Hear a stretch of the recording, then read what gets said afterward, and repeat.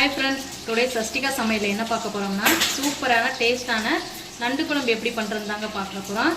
பாருங்க இந்த மாதிரி டேஸ்டா எப்படி பண்ணலாம்னு பார்க்கலாம். வீடியோக்குள்ள போறதுக்கு முன்னாடி மறக்காம நம்ம சேனலை Subscribe பண்ணி வச்சுக்கோங்க. அப்பதான் நான் போற வீடியோஸ் வந்து உங்களுக்கு நோட்டிஃபிகேஷனா வரும். மறக்காம நம்ம சேனலுக்கு லைக் ஷேர் பண்ணுங்க. வாங்க வீடியோக்குள்ள போகலாம்.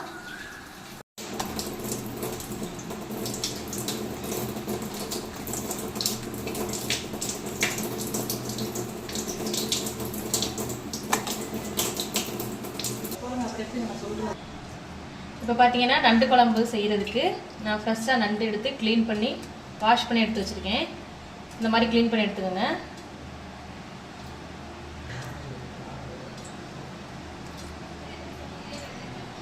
இப்போ நண்டு குழம்பு செய்கிறதுக்கு தேவையான பொருட்கள் என்னென்னு பார்த்துடலாம். இப்போ அதுக்கு பழுத்த 4 தக்காளி பழம் பொடி பொடியாக நறுக்கி எடுத்து வச்சுருக்கேன். இது கூடவே ஒரு கொத்து கருவேப்பிலை எடுத்து வச்சுருக்கேன்.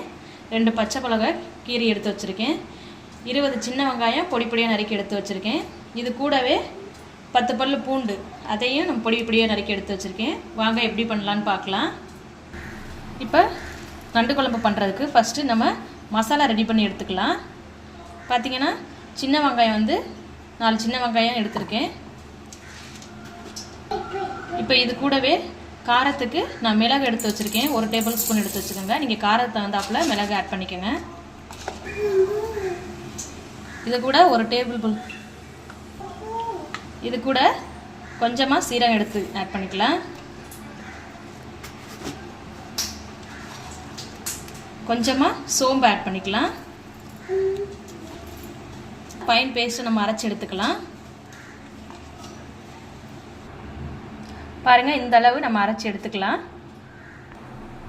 இப்போ இது கூட நம்ம நெல்லிக்காய் சைஸ் புளி வந்து நான் ஆல்ரெடி ஊற வச்சு எடுத்து வச்சுருக்கேன். வாங்க எப்படி பண்ணலான்னு பார்க்கலாம். இப்போ கடாயை நல்லா சூடு பண்ணியாச்சு. இப்போ நம்ம தேவையான அளவு ஆயில் விட்டுக்கலாம்.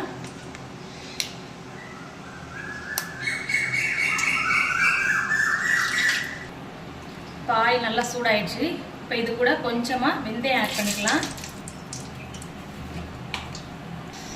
இது கூட கொஞ்சமாக நம்ம சோப்பு ஆட் பண்ணிக்கலாம்.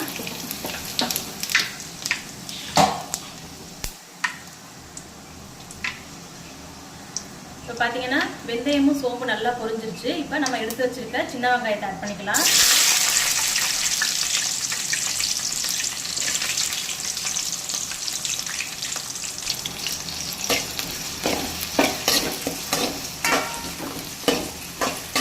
இதை நல்லா கிளறி விட்டுக்கலாம். வெங்காயம் வந்து நல்லா வதங்கி வரட்டும், நல்லா பொன்னிறமாக. அது வரைக்கும் நம்ம நல்லா வதக்கிக்கலாம். இப்போ இது கூட கீரி எடுத்து வச்சுருக்க பச்சை மிளகாய் ஆட் பண்ணிக்கலாம். ஃப்ரெஷ்ஷான 2 கொத்து கருவேப்பிலையும் நம்ம ஆட் பண்ணிக்கலாம்.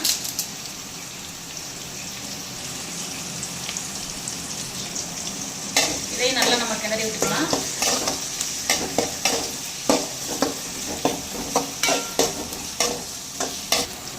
வெங்காயம் நல்லா வதங்கிடுச்சு. இப்போ நம்ம எடுத்து வச்சுருக்க பூண்டையும் ஆட் பண்ணிக்கலாம்.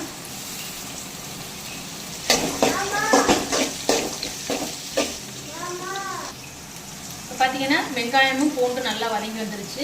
இப்போ நம்ம நறுக்கி எடுத்து வச்சிருக்க தக்காளி பழத்தையும் இது கூட ஆட் பண்ணிக்கலாம். இப்போ நல்லா கிளறி விட்டுக்கலாம். இப்போ தக்காளி வந்து கொஞ்சம் வதங்குறதுக்கு நம்ம கொஞ்சமாக உப்பு ஆட் பண்ணிக்கலாம்.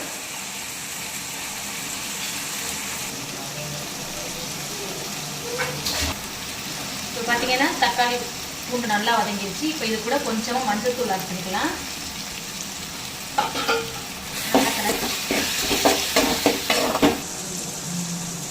இப்போ இது கூடவே கொஞ்சமாக சில்லி பவுடர் ஆட் பண்ணிக்கலாம். காரத்துக்கு ஏற்ற மாதிரி ஆட் பண்ணிக்கோங்க. இப்போ இது கூடவே குழம்பு மிளகாய் தூள் ஆட் பண்ணிக்கலாம்.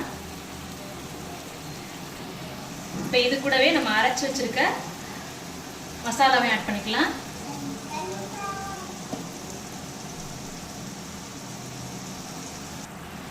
இப்போ இதை நல்லா கிளறி விட்டுக்கலாம்.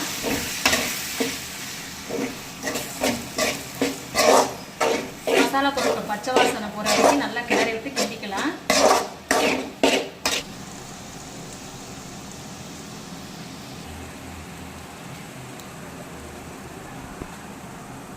இப்போ மசாலா பொருட்கள் பச்சை வாசனை போய் வந்துருச்சு. இப்போ நம்ம க்ளீன் பண்ணி எடுத்து வச்சுருக்க நண்டை இது கூட ஆட் பண்ணிக்கலாம்.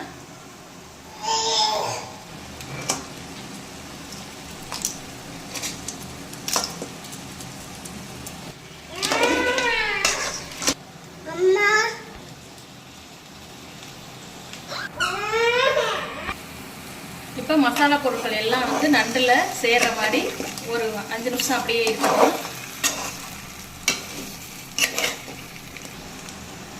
இப்போ இது கூட நம்ம தேவையான அளவு உப்பு ஆட் பண்ணிக்கலாம். இதே நல்லா கிளறி விட்டுக்கலாம்.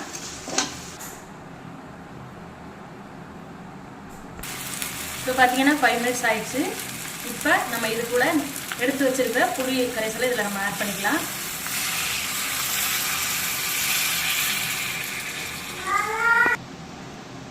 இப்போ நீங்கள் தேவைக்கேற்ப தண்ணி இதில் ஆட் பண்ணிக்கலாம்.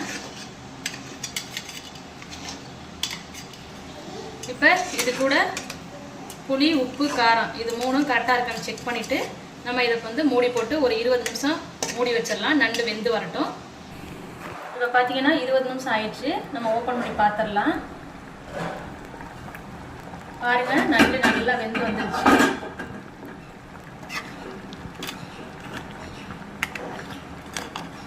இப்போ நம்ம கடைசியாக கொஞ்சமாக கொத்தமல்லி தழை தூவி இறக்கிடலாம்.